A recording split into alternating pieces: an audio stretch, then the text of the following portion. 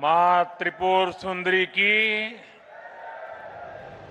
बेड़ेश्वर धाम की, मानगढ़ धाम की, आप सभी को जय गुरु। राम राम।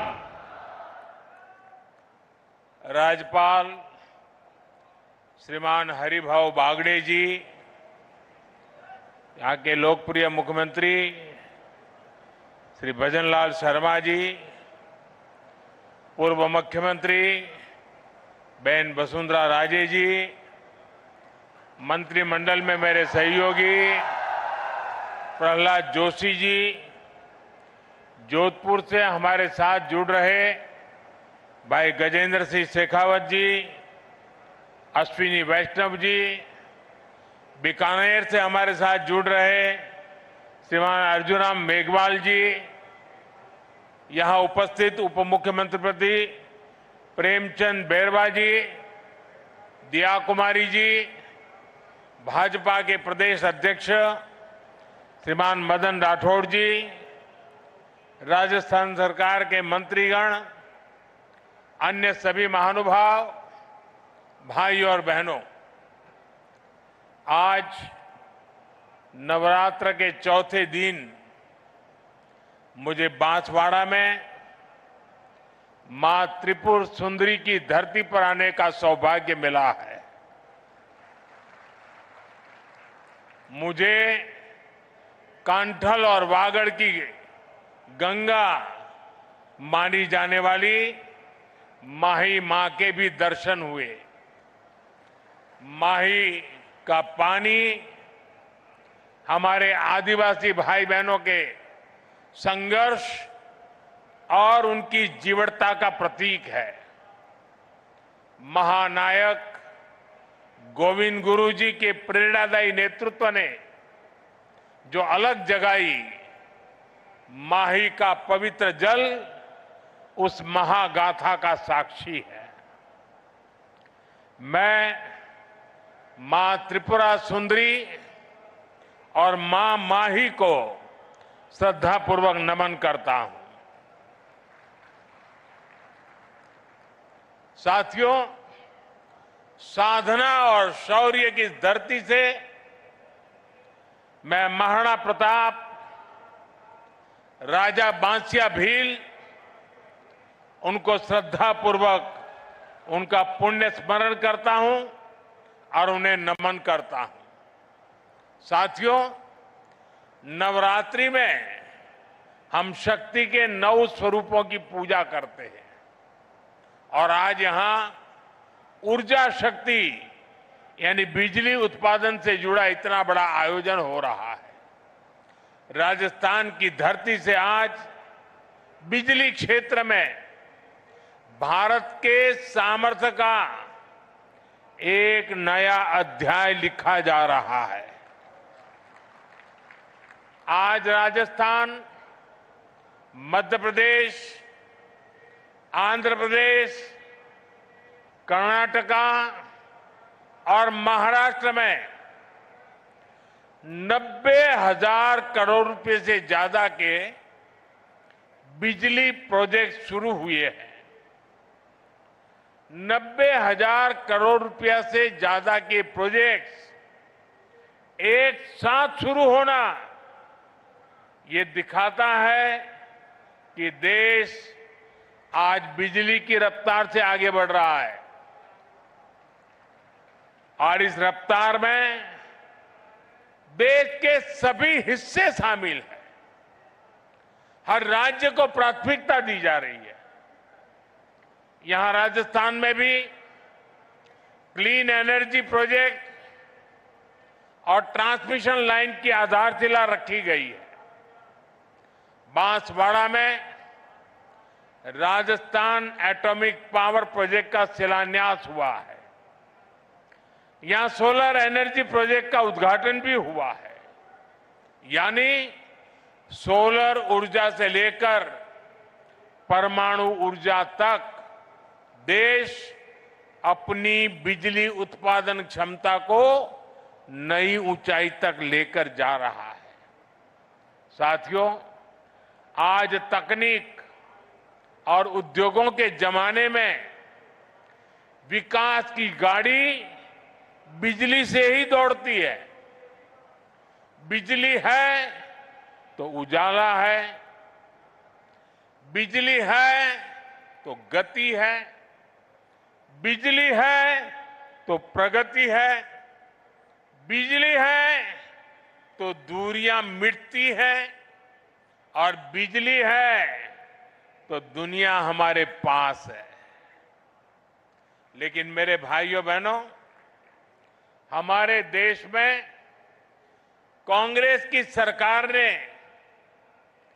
बिजली के महत्व पर ध्यान ही नहीं दिया।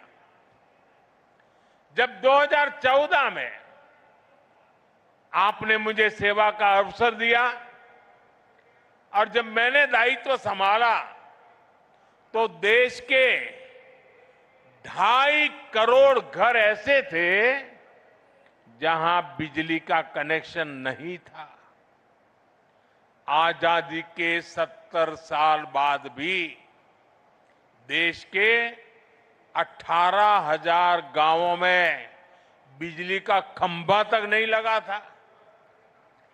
देश के बड़े बड़े शहरों में घंटों घंटों की बिजली कटौती होती थी। गांव में तो 4-5 घंटे बिजली आ जाए तो बड़ी बात होती थी और उस समय लोग चुटकुला सुनाते थे कि हमारे यहां बिजली जाती है, ये न्यूज नहीं है। लोग कहते थे कि बिजली आई, वो न्यूज होता था। लोग एक दूसरे को बधाई देते थे कि आज 1 घंटा बिजली आई थी। वो हाल थे। आज बिजली नहीं थी तो फैक्ट्रियां भी नहीं चल पाती थी, नए उद्योग नहीं लग पाते थे। राजस्थान समेत पूरे देश में यही हालत थी। भाइयों बहनों, 2014 में हमारी सरकार ने इन हालातों को बदलने का संकल्प लिया। हमने देश के हर गांव तक बिजली पहुंचाई। हमने 2.5 करोड़ घरों को मुफ्त बिजली कनेक्शन दिया और जहां जहां बिजली के तार पहुंचे वहां बिजली भी पहुंची। वहां लोगों की जिंदगी आसान हुई, वहां नए नए उद्योग पहुंचे। साथियों, 21वीं सदी में जिस देश को तेज गति से विकास करना है उसे अपने यहां बिजली उत्पादन बढ़ाना ही होगा और इसमें भी सबसे सफल वही देश होंगे जो स्वच्छ ऊर्जा यानी क्लीन एनर्जी में आगे रहेंगे। इसलिए हमारी सरकार स्वच्छ ऊर्जा के अभियान को एक जन आंदोलन बनाकर काम कर रही है। हमने पीएम सूर्यघर मुफ्त बिजली योजना शुरू की। आज इस योजना के तहत शहरों और गांवों में छतों पर सोलर पैनल लग रहे हैं। हमारे किसानों को सस्ती बिजली मिले, इसके लिए पीएम कुसुम योजना के तहत खेतों में भी सोलर पंप लगाए जा रहे हैं। आज इस दिशा में कई राज्यों में सोलर प्रोजेक्ट्स का उद्घाटन हुआ है। इन प्रोजेक्ट से लाखों किसानों को सीधा लाभ मिलेगा, यानी घर में मुफ्त बिजली के लिए पीएम सूर्यघर मुफ्त बिजली योजना और खेतों में मुफ्त बिजली के लिए पीएम कुसुम योजना। अभी मैं कुछ देर पहले पीएम कुसुम योजना के कई मेरे किसान भाई बहनों से जो इनके लाभार्थी हैं उनसे बात कर रहा था। मैं महाराष्ट्र के भी किसान भाई बहनों से बात कर रहा था और वो अपने जो अनुभव बता रहे थे वो बहुत ही उत्साहवर्धक थे। सौर ऊर्जा से मुफ्त बिजली उनके लिए बहुत बड़ा वरदान साबित हो रहा है। साथियों, आज भारत विकसित होने के लिए तेज गति से काम कर रहा है और इसमें राजस्थान की भी बड़ी भूमिका है। आज यहां राजस्थान के लोगों के लिए 30,000 करोड़ रुपए की अन्य परियोजनाओं को भी शुरू किया गया है। पानी, बिजली, सेहत, इससे जुड़ी इन परियोजनाओं को उससे आप लोगों की सुविधाएं बढ़ेगी। मैंने अभी वंदे भारत समेत 3 नई ट्रेनों को हरी झंडी भी दिखाई है। इस समय देश में रोजगार के नए अवसर पैदा करने का भी बड़ा अभियान चल रहा है। उसी कड़ी में आज राजस्थान के 15,000 युवाओं को सरकारी नौकरियों के नियुक्ति पत्र भी मिले हैं। मैं इन सभी युवाओं को जीवन की इस नई यात्रा की शुभकामनाएं देता हूं। मैं राजस्थान के लोगों को विकास की परियोजनाओं के लिए भी बधाई देता हूं। साथियों, मुझे खुशी है कि आज राजस्थान की भाजपा सरकार राज्य के विकास में पूरी ईमानदारी से जुटी है। कांग्रेस ने राजस्थान को लूटकर जो जख्म दिए उसे भरने का काम हमारी सरकार कर रही है। कांग्रेस सरकार में राजस्थान पेपर लीक का सेंटर बन गया था। जल जीवन मिशन को भी कांग्रेस ने भ्रष्टाचार की भेंट चढ़ा दिया था। महिलाओं पर अत्याचार चरम पर था। बलात्कारियों को संरक्षण दिया जा रहा था। कांग्रेस राज में बांसवाड़ा, डूंगरपुर, प्रतापगढ़ जैसे क्षेत्रों में अपराध और अवैध शराब का कारोबार खूब पनपा। लेकिन जब यहां आपने भाजपा को मौका दिया तो हमने कानून व्यवस्था को मजबूत किया, योजनाओं में तेजी लाए। हम यहां बड़े बड़े प्रोजेक्ट लगा रहे हैं। आज राजस्थान में हाईवेज, एक्सप्रेसवेज का नेटवर्क बिछाया जा रहा है। आज भाजपा सरकार राजस्थान को, दक्षिण राजस्थान को तेज विकास की राह पर आगे बढ़ा रही है। साथियों, आज पंडित दीनदयाल उपाध्याय जी की जन्म जयंती है। उन्होंने हमें अंत्योदय का सिद्धांत दिया था। अंत्योदय यानी समाज के आखिरी पायदान पर खड़े व्यक्ति का उत्थान। उनका ये विजन आज हमारा मिशन बन चुका है। आज हम बहुत सेवा भाव से गरीब, दलित, पिछड़े, आदिवासी सभी के हित में काम कर रहे हैं। सबका साथ, सबका विकास, इसी मंत्र को लेकर के चल रहे हैं। साथियों, कांग्रेस ने आदिवासी समाज को हमेशा नजरअंदाज किया। उनकी जरूरतों को कभी समझा ही नहीं। ये भाजपा सरकार है जिसने आदिवासी कल्याण को प्राथमिकता देते हुए अलग मंत्रालय बनाया। जब अटल जी की सरकार आई तब पहली बार आदिवासी मंत्रालय बना।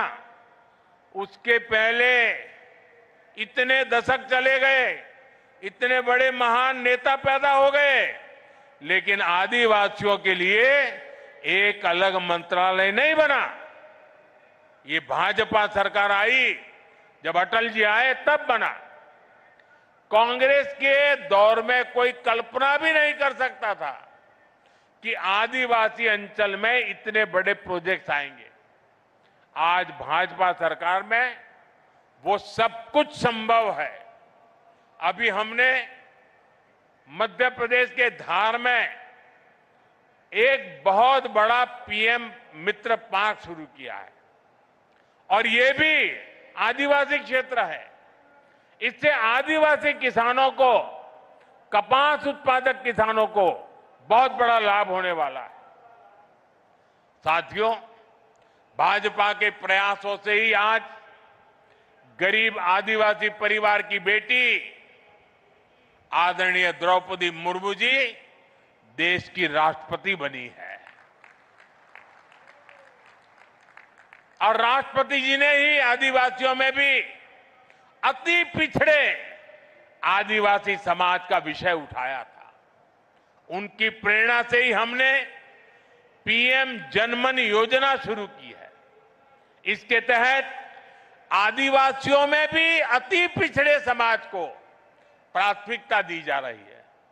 आज धरती आबा जनजातीय ग्राम उत्कर्ष अभियान के तहत जनजातीय गांवों को आधुनिक बनाया जा रहा है। भगवान बिरसा मुंडा को लोग धरती आबा के रूप में भी जानते हैं। इसका लाभ 5 करोड़ से ज्यादा आदिवासियों तक पहुंचेगा। आज देश में सैकड़ों एकलव्य मॉडल आदिवासी विद्यालय खोले जा रहे हैं। हमने वनवासियों और अनुसूचित जनजातियों के वन अधिकारों को भी मान्यता दी। साथियों, आप ये भी जानते हैं, हमारे आदिवासी भाई बहन हजारों वर्षों से जंगल के संसाधनों का इस्तेमाल करते आए हैं। ये वन संसाधन उनकी प्रगति का जरिया बने, इसके लिए हमने वन धन योजना शुरू की। वन उपज की चीजों पर हमने एमएसपी को बढ़ाया। हमने जनजातीय समाज के उत्पादों को बाजार से जोड़ा। इसका परिणाम है आज देश में वन उपज में रिकॉर्ड वृद्धि हुई है। साथियों, आदिवासी समाज को स्वाभिमान से जीवन जीने का अवसर मिले, ये हमारी प्रतिबद्धता है। उनकी आस्था, उनके आत्मसम्मान और उनकी संस्कृति की रक्षा करना, ये हमारा संकल्प है। साथियों, जब देश के सामान्य मानव का जीवन आसान होता है तो वो खुद आगे बढ़कर देश की प्रगति का नेतृत्व करता है। आप लोगों को याद होगा, आज से 11 साल पहले कांग्रेस के समय हालात कितने खराब थे। और खराब क्यों थे? क्योंकि कांग्रेस सरकार देशवासियों के ही शोषण में लगी थी। कांग्रेस सरकार देश के लोगों को ही लूट रही थी। कांग्रेस के समय में टैक्स और महंगाई दोनों आसमान पर थी। आपने जब मोदी को आशीर्वाद दिया तो हमारी सरकार ने कांग्रेस की लूट को बंद किया। साथियों, ये आजकल बहुत मुझ पर गुस्से में रहते हैं, इसका कारण भी यही है। साथियों, 2017 में हमने जीएसटी लागू करके देश को टैक्स और टोल के जंजाल से मुक्ति दिलाई थी। अभी नवरात्रि के पहले दिन से फिर जीएसटी में बहुत बड़ा सुधार किया गया है। इसका नतीजा ये हुआ है कि आज पूरा भारत जीएसटी बचत उत्सव मना रहा है। हर रोज इस्तेमाल की जाने वाली ज्यादातर चीजें सस्ती हो गई हैं। यहां इतनी बड़ी संख्या में माताएं बहनें आई हैं, और जब मैं अभी जीप में आ रहा था, सब माताएं बहनें आशीर्वाद दे रही थी। घर में माताओं बहनों के लिए रसोई का खर्च कम हो गया है। साथियों, साल 2014 से पहले अगर आप साबुन, शैम्पू, टूथपेस्ट, टूथ पाउडर ऐसे रोजमर्रा के सामान पर अगर आप 100 रुपये की चीज खरीदते थे तब ये 100 रुपये का सामान आपको 131 रुपये का पड़ता था। सामान 100 का और देना पड़ता था 131 रुपया। और 2014 के पहले की बात कर रहा हूं, जो आजकल बयान बहादुर भांति भांति के झूठ फैला रहे हैं ना, यानी कांग्रेस सरकार 100 रुपये की खरीद पर 31 रुपये टैक्स लेती थी। 2017 में जब पहली बार हमने जीएसटी लागू किया तो यही 100 रुपये का सामान सिर्फ 18 रुपये बढ़े और 118 रुपये में आने लगा। यानी कांग्रेस सरकार से भाजपा सरकार आते आते 100 रुपये पर 13 रुपये की बचत हुई। अब 22 सितंबर को हम दोबारा जीएसटी को रिफॉर्म किया। जीएसटी रिफॉर्म के बाद जो 14 के पहले 100 रुपये का 131 रुपया देना पड़ता था, अब 100 रुपया में सिर्फ 5 रुपया टैक्स लगता है, सिर्फ 105 रुपया देना पड़ता है। कहां 31 रुपया और कहां 5 रुपया? यानी कांग्रेस के जमाने की तुलना में आज आपको 100 रुपये की खरीदारी पर 26 रुपये की बचत हो रही है। माताएं बहनें तो महीने के बजट का पूरा हिसाब रखती है। हम हिसाब से तो दर महीने अब आपको सैकड़ों रुपये की बचत होने वाली है। साथियों, जूते चप्पल तो सबकी जरूरत होते हैं। कांग्रेस के राज में अगर आपको 500 रुपये का जूता खरीदना होता था तो वो 575 रुपये का आता था। यानी 500 का जूता और बिल आता था 575। यानी कांग्रेस 500 रुपये के जूते पर 75 रुपये का टैक्स आपसे वसूलती थी। हमने जीएसटी लागू किया तो टैक्स 15 रुपया कम हो गया। अब नए जीएसटी के बाद आपको इसी जूते पर 50 रुपया कम देना पड़ेगा। पहले 500 से ऊपर के जूतों पर और भी ज्यादा टैक्स लगता था। हमने वो 500 वाला स्लैब भी हटा दिया। अब हमने जो 500 तक का स्लैब था उसको हटा करके 2500 रुपये तक जो जूते उसका टैक्स भी कम कर दिया। साथियों, एक सामान्य परिवार का सपना होता है कि उसके पास एक स्कूटर या मोटरसाइकिल हो। कांग्रेस राज में ये भी पहुंच से बाहर था। कांग्रेस 60,000 की बाइक पर, अगर एक बाइक आप खरीदते हैं 60,000 रुपये में, तो 19,000 रुपये से अधिक टैक्स लेती थी। बताइए, 60,000 रुपये के सामने 19,000 से ज्यादा टैक्स। 2017 में हम जीएसटी लाए तो ये टैक्स 2-2.5 हजार रुपया कम किया। और अब 22 सितंबर को जो दरें लागू की, उसके बाद अब 60,000 की बाइक पर सिर्फ 10,000 रुपया टैक्स हम ले आए नीचे। यानी 2014 की तुलना में करीब 9,000 रुपये का फायदा हुआ। साथियों, कांग्रेस के राज में अपना घर बनाना भी बहुत महंगा था। 300 रुपये के सीमेंट के बैग पर कांग्रेस सरकार 90 रुपये से अधिक टैक्स लेती थी। 2017 में जीएसटी आने के बाद ये करीब 10 रुपया कम हुआ और अब जब दोबारा हम रिफॉर्म करके जीएसटी लाए तो 22 सितंबर के बाद सीमेंट के उसी बैग पर करीब 50 रुपये ही जीएसटी लग रही है। यानी सीमेंट के हर बैग पर भी 2014 की तुलना में आज 40 रुपये की बचत हो रही है। यानी कांग्रेस राज में जहां लूट ही लूट थी, वहीं आज भाजपा की सरकार में बचत ही बचत है।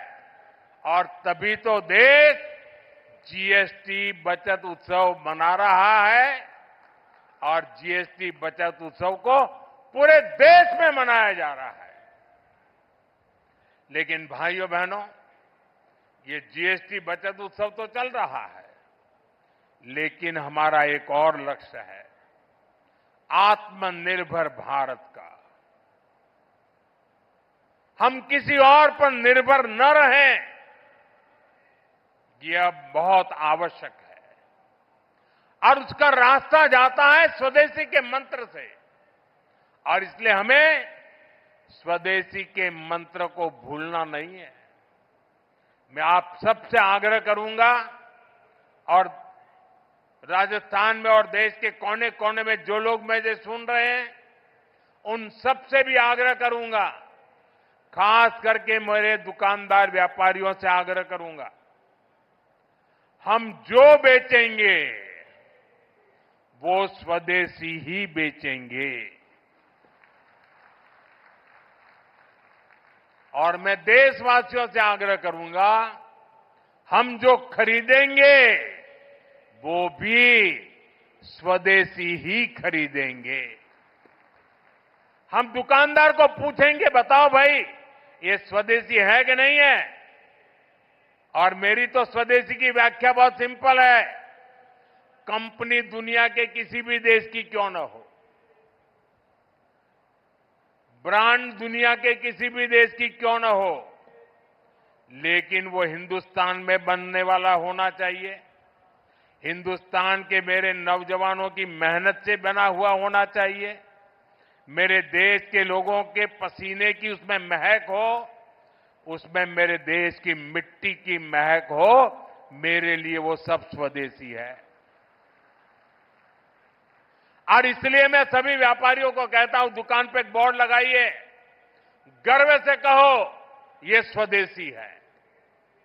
जब आप स्वदेशी खरीदते हैं तो वो पैसा देश के ही किसी कारीगर, कामगार और व्यापारी के पास जाता है। वो पैसा देश के बाहर न जाकर देश के विकास में लगता है। उससे नए हाईवे बनते हैं, नई सड़कें बनती हैं, स्कूल बनते हैं, अस्पताल बनते हैं, गरीबों के लिए घर बनते हैं। और इसलिए साथियों, हमें स्वदेशी को अपना स्वाभिमान बनाना है। मैं चाहूंगा त्योहारों के इस मौसम में आप सब स्वदेशी ही खरीदने का संकल्प लें। इसी संकल्प के साथ मैं एक बार फिर विकास और रोजगार से जुड़ी ढेर सारी परियोजनाओं के लिए आप सबको बहुत बहुत बधाई देता हूं। बहुत बहुत धन्यवाद। मेरे साथ पूरी ताकत से बोलिए, भारत माता की। दोनों हाथ ऊपर करके मां भारती का जय जयकार करें। भारत माता की, भारत माता की, भारत माता की।